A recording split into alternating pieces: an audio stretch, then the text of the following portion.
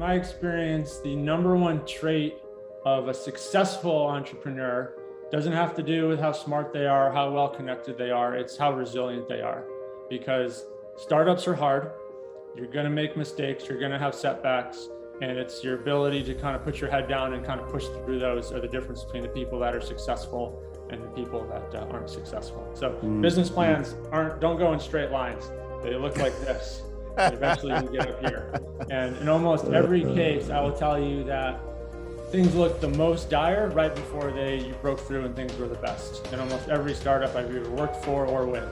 And so it really is the number one trait that I've seen of the successful entrepreneurs is just resilience and persistence.